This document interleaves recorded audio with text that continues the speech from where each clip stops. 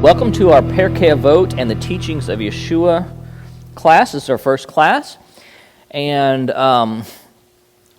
this sort of works in conjunction with our previous class, because our previous class, we began discussing the nature and the origins of what is called the oral law, or the oral Torah, otherwise known as the Mishnah.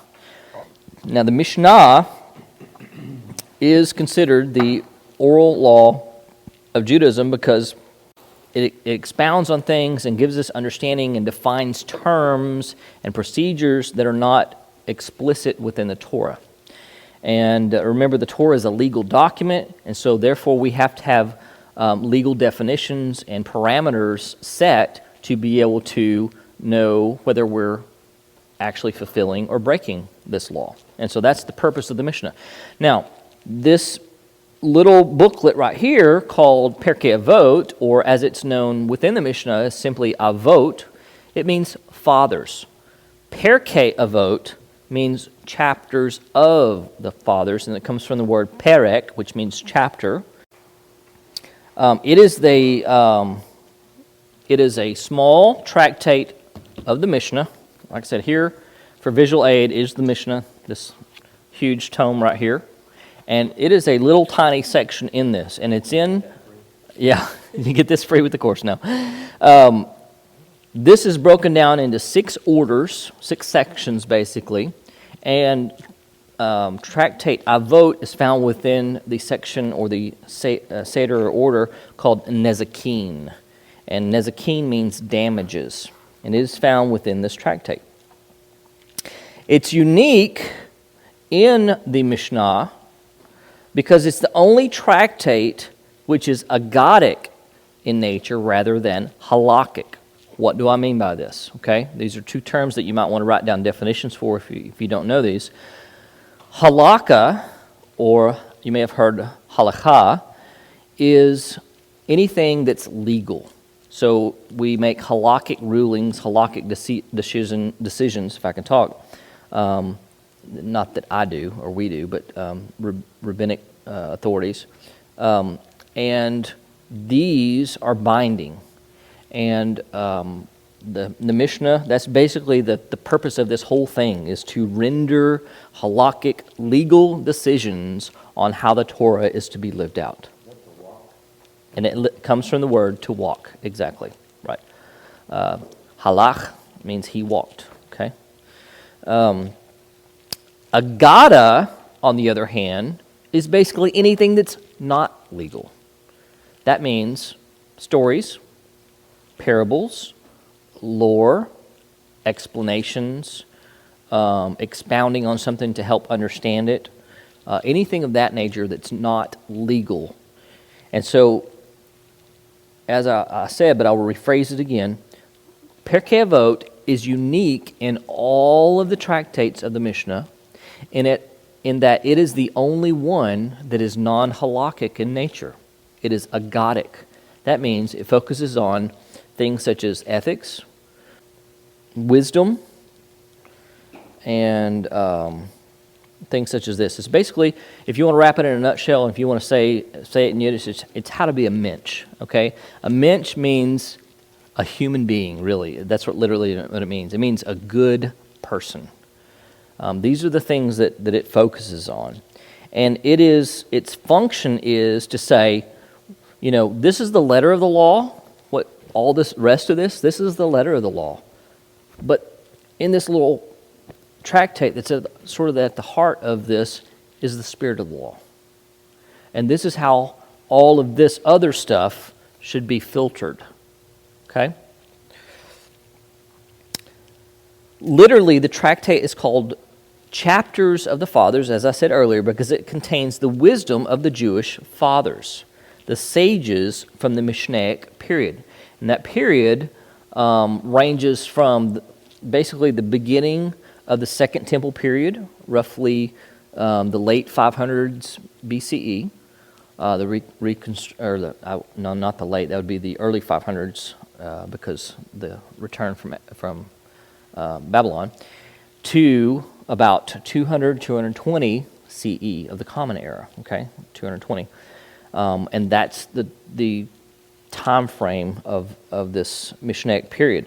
Metaphorically, however, the term avot can also apply to the priority this tractate takes over all others. Okay, if you say Tuma Avot, okay, or Avot Tuma, that means a first order or first degree contamination, ritual contamination, and so basically a father of contamination. So that's saying this is a really big one. It's a big deal. Okay, and so that's sort of the sense of the words we're using in this context as well. In other words, it's the father of all tractates, in the sense that its nature, which deals with ethics and wisdom, should take precedent over and above all halakhic issues contained in the other tractates. Okay, so this is sort of, like I said, it sets the pace, sets the tone, steers us for understanding the rest of this and filtering it. Okay, and I like to think of it sort of as the Sermon on the Mount, so to speak, of Greater Judaism.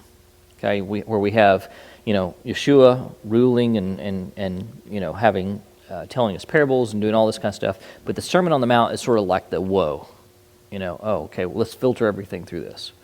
And I like to think of it sort of in those terms. It's a fundamental text, and it's studied within Judaism all the time. It's one of the most frequently studied texts within Judaism. And the tradition is to begin studying it right after Passover. And some traditions study it all the way up to Shavuot or Pentecost, which is roughly 6 weeks later. And then you have 6 weeks after unleavened bread's complete. But then you have another tradition that studies it basically throughout all the summer months, from Passover all the way to the fall festivals, like Yom Kippur, Rosh Hashanah, not in that order, Rosh Hashanah, Yom Kippur, and then Sukkot. And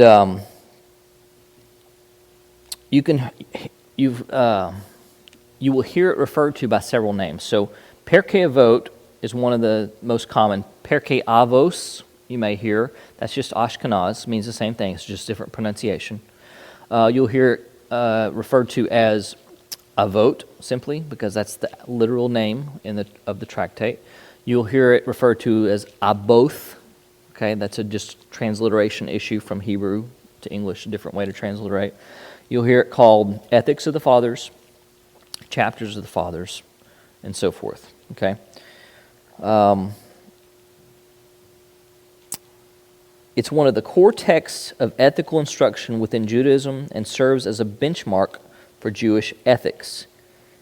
And as I said, it is one of the most well-known and most widely studied texts of the Mishnah. And the way I like to sort of look at this is that Pirkei Avot seeks to distill the essence of the Torah down to practical principles by which we live. Instead of these minute and minuscule, principles of the rest of the Mishnah, these are sort of overarching principles. The Torah is said to contain 613 commandments according to the traditional count. But this is too many for the average person to remember, right? I mean, I'm not going to remember probably 613 commandments. But if we sum those up into something shorter, we can remember those things. And the Talmud does this in a unique way, and I hope that you'll make this connection with me when I read this text from the Talmud. 613 precepts were communicated to Moses. And then I'm just going to skip down a little bit. David came and reduced them to 11 principles, as found in Psalm 15. Isaiah came and reduced them to 6 principles, as found in Isaiah 33:15. Micah came and reduced them to 3 principles, as it is written, It hath been told thee, O man, what is good, and what the Lord doth require of thee, only to do justly, and to love mercy, and to walk humbly before your God. Micah 6:8. Again, Isaiah came and reduced them to 2 principles, as is said, Thus saith the Lord, keep you justice, and do righteousness. But it is Habakkuk who came and based them all on one principle. As it is said, but the righteous shall live by his faith. Habakkuk 2:4, where we heard this scripture quoted. Good old Apostle Paul, right? He quotes it frequently, especially in the first 3 chapters of the book of Romans. The just or the righteous will live by, and we traditionally interpret this, faith. But we've got to remember that within both Hebrew and in Greek, this isn't a simple word like we have in English. It's not a split word. We have in English 2 words that make up this one word in Hebrew and in Greek. In Hebrew, the word is emunah. And in English, we have 2 words that represent that word, and we split it, and we only use one for this context and one for that context. We say faith, or we say faithfulness. But in Hebrew, they're one and the same word. It's the same context. If you have faith, you have faithfulness. If you are faithful, then you have faith. Okay? That's the scriptural interpretation. That's even the Greek definition of these concepts. Pirkei, yes? In Hebrew, it's an action verb, is it not? In what? Faith in Hebrew, it's an action verb, a verb. Faith is? Yeah, is it not? Well, I wouldn't say emunah specifically is, but all Hebrew words, pretty much, are based on action words. And so with that, you have that, because aman would be to stand. Okay? And so it's based on that, it has that connection there. Pirkei Avot seeks to expound on this principle of what it means to live by faith rather than what is my bare minimum obligation and my legal obligation, okay? It seeks to help the reader understand the spirit of the law, as I said earlier, not just the letter. Pirkei Avot is comprised of 6 chapters, which are broken down into numerous sayings. Now, let me just sort of preface this. Technically, it doesn't have 6 chapters. Technically, it only has 5. But it's studied as if it has 6 chapters, and in all works that are entitled Pirkei Avot, it will have 6 chapters, because what they've done is they've included some other material from the Mishnaic and Talmudic sources to make that 6th chapter so that it can be studied within those 6 weeks between Pesach, Passover, and Shavuot or Pentecost. And it's just become part of it now as a standard. And they serve the same purpose as verse markings which appear in other religious and historical literature. A perek, as I believe I said in this class earlier, in Hebrew is a chapter. So if I say perek, or you read something about perek, P-E-R-E-K if you want to transliterate it, that means chapter. So Pirkei, as we have in our title, means chapters of. A saying, one of these sayings within this chapter is known as a Mishnah. Mishnah means saying. And the plural of that is Mishnayot. You can think of Pirkei Avot sort of as the best of from Judaism, or the top hits collection of wisdom from the great sages of Israel. So let's go ahead and dive into this. I'm going to cover the first 3 Mishnayot, or the first 3 sayings, and relate these to specific things within the life or the teachings of Yeshua, and see how we're going to make these connections, okay? So we're going to jump right in. We won't be going through every single Mishnah of this text over the next 6 weeks. There's just not enough time. There's so much to cover within that. It would take us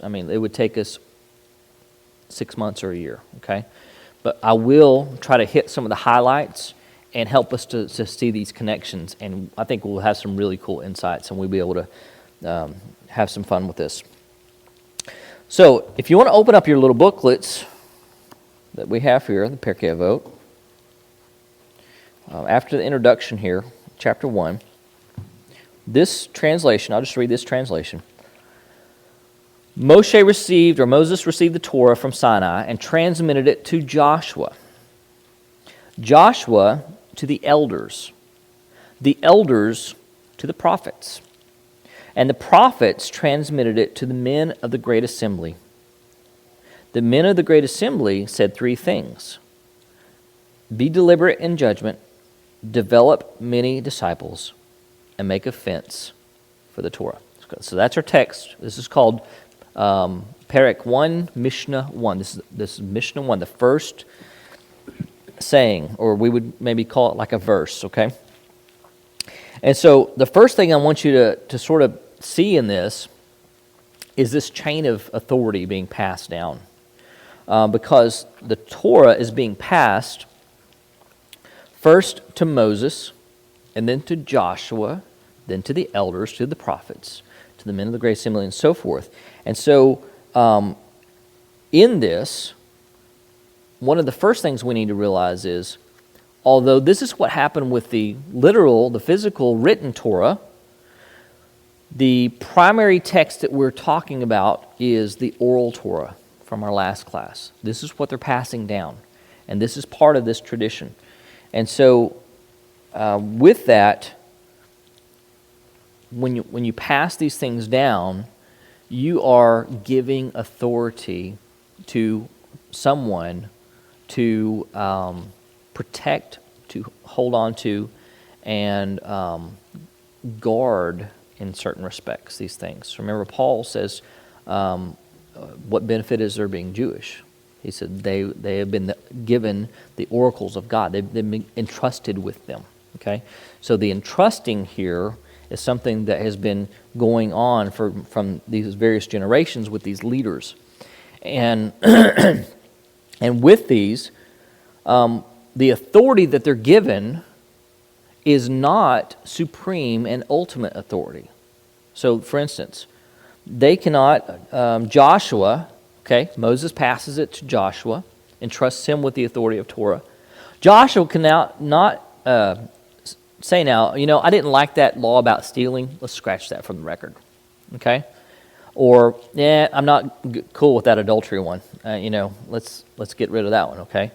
And so they don't have that kind of authority. What the authority they have is to be able to interpret what has been given to them and be able to, what we would call bind or loose certain aspects of the Torah. You've heard this within the teachings of Yeshua, right? He said, he tells Peter specifically, and the apostles, whatever you bind on earth shall be bound in heaven. Whatever you loose on earth will be loosed in heaven. Now, unfortunately, because of our lack of understanding of Jewish context, especially within charismatic churches and circles, we've interpreted this to mean that we bind Satan or we loose, prosperity or whatever.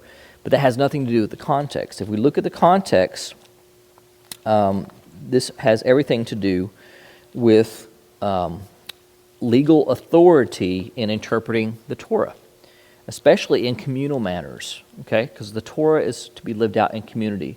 It is not something to be lived out in isolation. And so Numbers chapter 30, if we want to turn there real quick, this will help us understand the words of our Master. We will tie it into this Mishnah here in just a moment. Numbers chapter 30, verses 1 and 2. Moses spoke to the heads of the tribes of the people of Israel, saying, "This is what Hashem has commanded, or the Lord has commanded. If a man vows a vow to the Lord, or swears an oath to bind himself by a pledge, he shall not break his word. He shall do according to all that proceeds out of his mouth." Okay, in this, we have terminology of this concept of binding being connected to oaths, okay? And that basically an oath and a vow if they make such a thing, then they are bound to it. And I'm not explaining this real well, but there's a play on words here. And in Matthew chapter 18, let's flip over here. Maybe this will help us make sense of this. Matthew 18.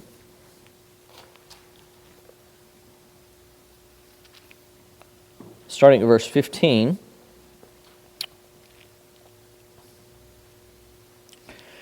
This is the context of when Yeshua tells them this.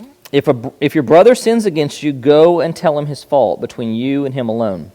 If he listens to you, you have gained your brother. But if he does not listen, take one or two others along with you, that every charge may be established by the evidence of 2 or 3 witnesses.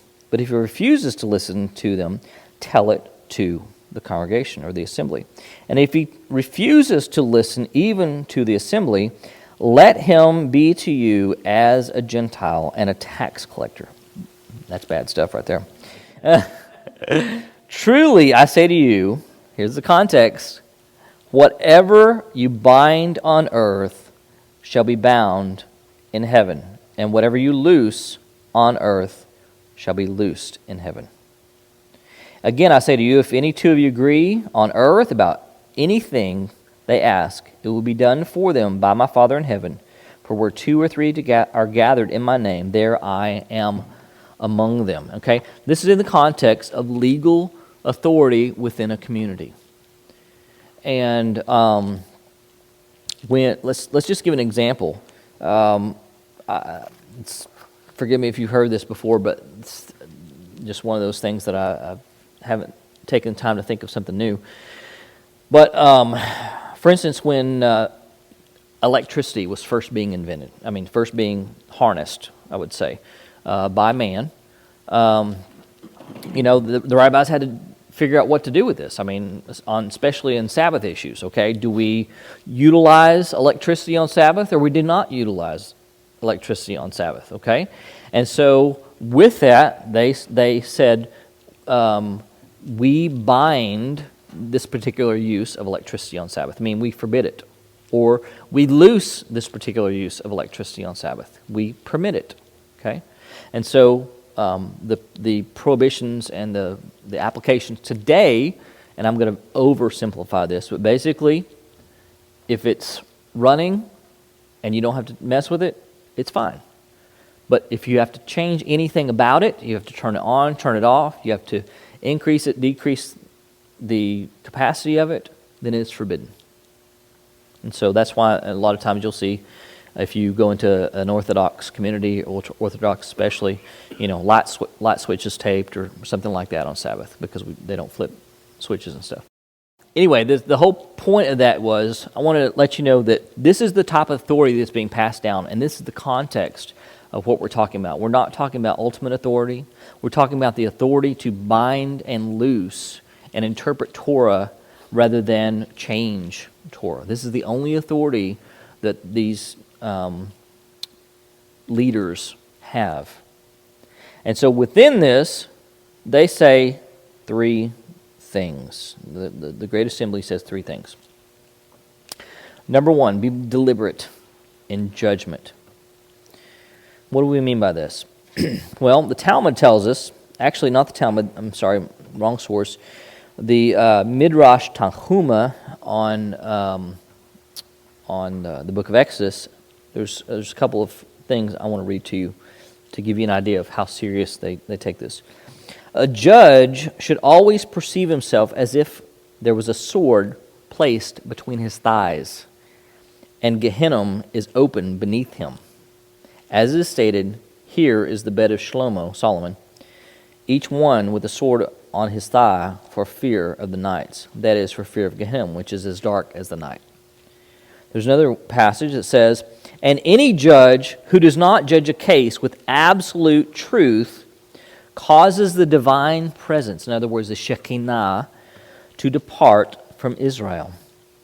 As is stated, because of the plundering of the poor and the cry of the needy, now I will rise up. From Psalm 12, verse 6.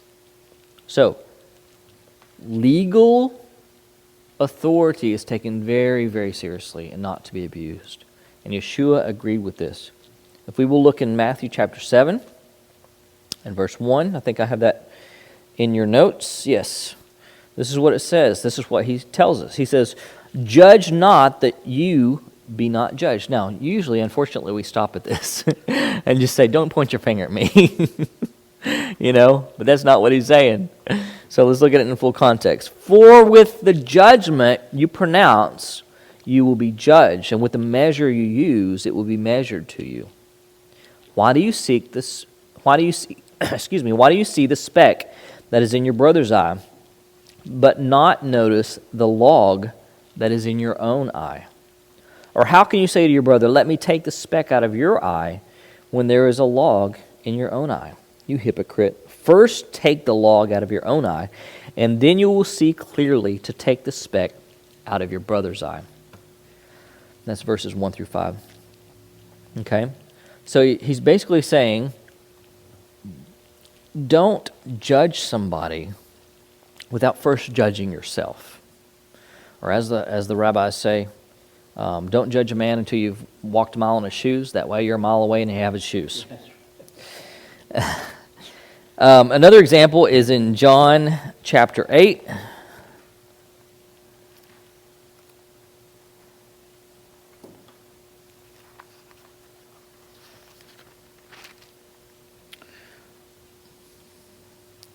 In verses 2 through 11, and I'll just summarize this. I'm not going to read the text, but you know the story of the woman caught in the act of adultery, right? This is a very, very good case in which Yeshua actually uses the Torah to deal with his situation. And unfortunately, within Christianity, not knowing the Torah, we just dismiss this as a whole thing of Yeshua saying, don't worry about those consequences of the law anymore. I've come to do away with that law stuff, and just don't worry about it. You just go on about your business, and you're forgiven.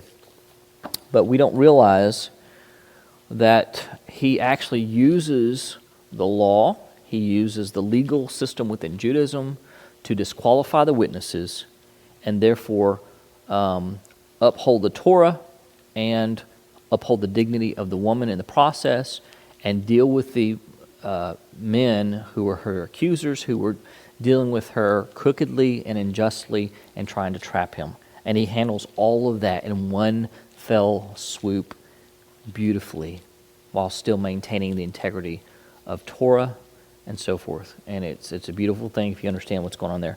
And so in this is an example that we are to learn from our master, where he judges deliberately. He's not haphazardous in his judgment, or doesn't make judgments on a whim. He is very calculated and very precise in the way he speaks, and the way he teaches, and the way he renders these halakhic decisions. The third case is in relationship to Sabbath conflicts. And we have this book over here that we were talking about earlier, the Sabbath Breaker. And in those cases where he is accused of breaking the Sabbath, he uses some very, very sophisticated arguments within the law, within the Torah, to explain what he's doing and why he's doing it. And when he does that, even though they don't necessarily understand it at the time, possibly, his teaching on the subject matter, his setting that precedent, guess what? Those cases are now part of the standard within Judaism of how those things are dealt with today. Okay? They're in agreement with his decisions in our Gospels. So we have to realize that he didn't just come in there and start overturning everything Jewish, overturn the laws and so forth, or even overturn the oral law. But he worked within those parameters and set a course for the Jewish people that they are on today. But we won't know that until we study First of all, we need to learn the Torah, and then we need to learn the oral Torah in the context of the teachings of our Master to know these things. The second statement within this Mishnah is that we are to raise up many disciples. What does that sound like? Sounds like the Great Commission, right? And I've got that reference for you in your notes here. That's exactly what the Master said. And that's just, that's not unique to him. We think of it as being unique to him. But this is what rabbis did and do. They make disciples. And unfortunately, within most of Christendom, we've interpreted that as make converts. But that's not what it's about. And we need to understand this in the Jewish context so that we can actually fulfill the Great Commission of our Master and actually do what he's told us to do. This is a shameless plug, but if you don't have my book, Four Responsibilities of a Disciple, I'll be happy to give you one. But that's sort of the premise, that we need to first become disciples and realize what our responsibility is as disciples, because we don't even know that.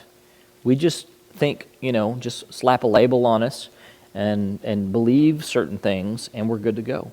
But a disciple imitates his master in all things, and we need to learn that. And so in order to raise up disciples, we first have to become one. And I harp on this all the time, but it's because it's very, very true. We cannot pretend to make something that we are not, because even with our children and so forth, they become who we are regardless of what we try to teach them. So, the rabbi said, raise up many disciples. Yeshua agreed with that, and he said, yes, raise up many disciples. The third thing they said was, make a fence for the Torah. Now, this is one of the most misunderstood passages, or phrases, I should say, within this text. What does it mean to make a fence for the Torah? A lot of people say that the rabbis have made a fence around the Torah to keep people away from it, to keep people out of it. I think that's partially true, as we see in the case of Hillel and Shammai, right? Because you don't want somebody coming in and just slapping a label on themselves, right? But Yeshua did the same thing in that regard, remember? He said, the man said, I'll come follow you. Can I follow you? And he said, foxes have dens and the birds have nests, but the Son of Man has no place to lay his head. He called one man and he said, follow me. And he said, let me first go bury my father. And he said, you're not fit to follow me. Let the dead bury the dead. Another man said, let me follow you, but let me go tell my family goodbye. And he says, the one who if you put your hand to the plow and look back, you're not fit to be my disciple. It's allusion to the calling of Elisha. And we tend to think of Yeshua, Jesus, in terms of just everybody come as you are, right? We sing that song and so forth, but that's not what he's looking for. He's looking for those who are going to commit and those who are going to actually give their entire lives to him and do it wholeheartedly and without reservation. And this is part of that fence that the rabbis have set up, but that's only maybe a sliver of what we're talking about. The real context of what we're talking about is making a fence for the Torah is protecting the commandments. And we protect the commandments by establishing boundaries around them. For instance, we would say, rather than watching videos that have explicit sexual content, we would say, don't even watch those, right? Because you don't want that junk in your head. That's putting a fence out there. Yeshua says these things specifically in Matthew chapter 5. There's a whole list of things that he makes a fence around the Torah to protect the Torah. He says, if you look at a woman lustfully, You've already committed adultery with her in your heart. And don't even do that. Don't hate your brother. Don't harbor bitterness in your heart, because you might as well just kill him. And the rabbis even say, if you slander your brother, it's worse than actually killing them. Because at least when you kill them, it's over with. When you slander them, they're walking dead.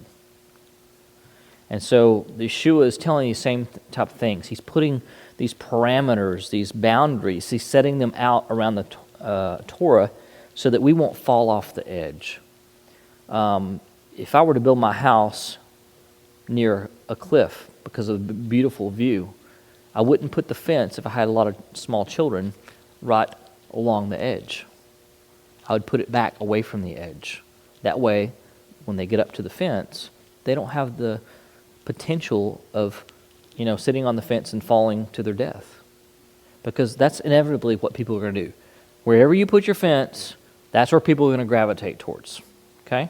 And that's why, within Christianity, certain denominations, they say, don't smoke, don't drink, don't dance, and all that kind of stuff.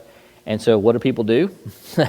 That's where they run to, And so you put the parameters, you back them up to certain things, and you make sure, first of all, that those fences that you set are actually protecting biblical values and not just arbitrary values that you may have. And so in this, the rabbi is telling their disciples to make a fence around the Torah is something our master is in agreement with also. And he sets fences around the Torah himself. I'm telling you, this is a lot of stuff to talk about. We could talk I could talk all night long about this stuff. Let's move on to Mishnah number 2. Simeon the Just, or Shimon HaTzadik, was of the remnants, or the last of the great assembly. He used to say, and there's a song we sing, Al Shlosha Devarim. Okay, on 3 things the world stands. Al HaTorah, on the Torah. Al HaAvodah, on worship or service. And Al Gemilut Hasidim, on the deeds of loving kindness or acts of loving kindness. And so, briefly, we could spend a lot of time on just background of who this guy is, but just a brief thing and that is good to know when you read these things is to try to find out the history, the character, when this person lived and what they were known for, and a little bit about their life and why they teach these things. Well, Shimon HaTzadik, Simon the Just, was as it says, was one of the remnants of the great assembly. In other words, he was along with the guys like Ezra, Nehemiah, and those guys who helped bring the temple back to life in the reestablishment of the second temple, or the establishment of the second temple, and in those days. And he was of the last of those guys. He was not necessarily contemporary with them, but of the last of those great assembly guys. And he was a high priest in the temple. Okay, he served as high priest for 40 years in the temple. And he was known as HaTzadik, the righteous. Who else we know was known as the righteous? James, the brother of the master, right? Because of his piety, because of his absolute sheer love for the Lord and the way he worshiped and the way he treated people, and he followed the Torah scrupulously. And so of him is recorded, this Simon guy, this priest, Simon the righteous, the Cohen, that he, when he would reach in and grab the lots, that the lots would always come up for the Lord in his right hand and for Azazel in his left hand, that we talked about a few weeks ago in our Gospels class. That, and this was a good sign. To have this for the Lord come up in your right hand is a good sign. And there's a legend told about him that after 40 years, he came out of the Holy of Holies on Yom Kippur, and he was very, very somber and with a sort of a depressed look, and the people were just really worried. They were like, all the priests are like, what's going on? You've never come out like that. You've always had joy and everything. It's like he said, you will need to replace me next Yom Kippur because my life is about to end. He said, for all the other 39 years, I've been met by an old man in white when I come into the Holy of Holies, and he's escorted me the way. And this day, I was escorted in a man wearing all black. I did not see his face. And he died about 3 months or so later, I think. So anyway, legends and stuff like that. But anyway, this is the guy that we're talking about, and he is a righteous man. He loves the Lord. He loves the temple. He loves the service. He's a priest. And he said, on 3 things the world stands: on the Torah, on avodah or service or worship. Okay, this specifically refers to temple service, the function of the priests and so forth, and our participation with that. And then on Gemilut Chasadim, which is acts of loving kindness. These things basically sustain the world. So in brief, let me give you the sort of breakdown of these. The Torah is the blueprint of creation. Okay? And we can look into, I'm just going to throw out some passages since we're running out of time. Proverbs chapter 8, verses 22, 27, and 30. Do I have these on your notes? Okay, good. And where it talks about the Lord possessed me at the beginning of his work, the acts of his, the first of his acts of old. And he's talking about wisdom being the work of the master, like a master craftsman or workman. And from this text, the beginning of the scriptures, Genesis 1:1, the Targums, the Aramaic translation of scriptures, is able to change the wording a little bit so that we can get this sort of personification that's happening in Proverbs. And the Targum says, and I've got it in your notes here, from the beginning, with wisdom, the Lord created and perfected the heavens and the earth. So it changes the literal text because it's sort of like the Living Bible maybe of today, or the Amplified Bible or something like that. It infuses some meaning into there. And so the Torah is like the blueprint of creation. But avodah, the service, worship, and acts of loving kindness are the applications of Torah. And what did Yeshua say? On 2 things hang, on these 2 commandments, all the law and the prophets hang. In other words, the Torah, it continues to exist. It rests upon these 2 commandments, 2 greatest commandments of loving God with all your heart, with all your soul, with all your strength. And then inserts mind there. And then loving your neighbor as yourself. These 2 commandments are found in the Torah. But these 2 things have to be lived out by us. The Torah is the framework, but it takes you and me to live those things out. And Yeshua points us to those things and says that through avodah, basically our worship is our relationship with the Father and how we respond to Him. And the Gemilut Chasadim, or the acts of loving kindness, is the way we approach one another and handle one another. And so through the Torah, the principles and the blueprint for all of existence, and through the way that we worship the Heavenly Father and the way that we take care of and treat one another, is what holds the world together. So if you think about it, it's this way. And the rabbis say it's like a 3-legged stool, okay, that the world rests on. And if one of these were to be removed, the world would collapse. And so that's why it's important for us to do our part. And that's why Yeshua continually stresses over and over again the importance of Torah, the importance of loving God in our actions, and loving our neighbor as ourselves. We could do a lot more. I just try to condense that really briefly, and I hope it made sense. And then the last one that we're going to cover today is Mishnah 3. Antigonus of Soho received the tradition from Shimon the righteous. He would say, Do not be as slaves who serve their master for the sake of reward. Or we can interpret servants because it's the same word. Rather, be as servants or slaves who serve their master not for the sake of reward. And the fear of heaven should be upon you. I have to give you a little bit of background on this. Antigonus of Soho had two main disciples that misunderstood his teachings. And because they misunderstood his teachings, they formed whole schools of disciples that were based on that misunderstanding and perpetuated that misunderstanding through generations. And it's based on this text right here. Don't serve your master for the sake of reward, but serve your master as if there was no reward. So there became these sects within Judaism that began to believe that there was no reward, and that means there's no afterlife. Okay?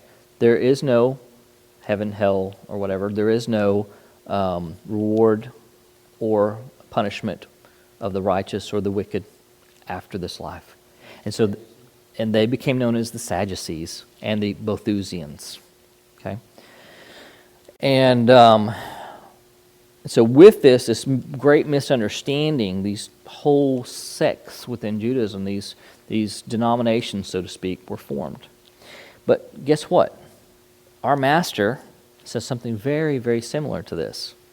In Luke chapter 17, verses, I think it's on the back of your, no, yes it is, on the back of your page. Luke chapter 17, verses 7 through 10. He says, will any of you who has a servant plowing or keeping sheep say to him when he has come in from the field, come at once and recline at the table? Oh, my precious servant, that's the way we like to think of it. Of Jesus doing things, right? Will he not rather say to him, prepare supper for me, and dress properly, and serve me while I eat and drink, and afterwards you will eat and drink? Does he thank the servant because he did what was commanded? So you also, here's the connection, when you have done all that you were commanded, say, we are unworthy servants. We have only done what was our duty. What did Antigonus of Soho say? Don't serve your master for the sake of reward, but serve him as if there was no reward, because that shouldn't be our motivation. And the fear of heaven should be upon you. A disciple is not above the teacher, Yeshua says, and this is in Matthew 10, verses 24 through 28. So Yeshua says this, a disciple is not above his teacher, nor a servant above his master. It is enough for the disciple to be like his teacher, and the servant like his master. If they have called the master of the house, how much more will they malign those of his household? Oh, have no fear of them, for nothing is covered that will not be revealed, or hidden that will not be known. What I tell you in the dark, say in the light, and what you hear whispered, proclaim on the housetops. And do not fear those who kill the body, but cannot kill the soul.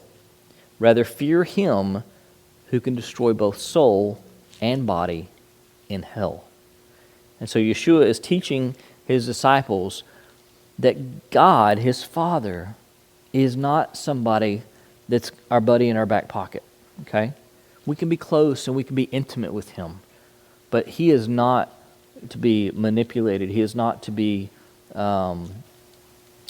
disrespected. And he is somebody that we should have an extreme reverence and awe and fear of in the proper reverence way. The fear is from those who, the terrifying fear is from those who would be in his wake and knowing that they're not doing and living the way they should be in what he requires. That's the sort of the description that we give of the fear of the Lord. And I think what Yeshua would want us to have is that we have so much reverence from him and awe of him that we tremble in his presence. And so the rabbi said, let the fear of heaven be upon you. And Yeshua told us that to fear the one who can destroy not just the body, but the soul as well. And so hopefully these will help you see how important these passages are and give you a little glimpse into what we're going to be studying. in this text, and it's a really good text if you've never studied it before. And hope you guys enjoy this class. I'm going to enjoy it immensely, and thank you for allowing me to teach. And this will conclude our first class. Thank you.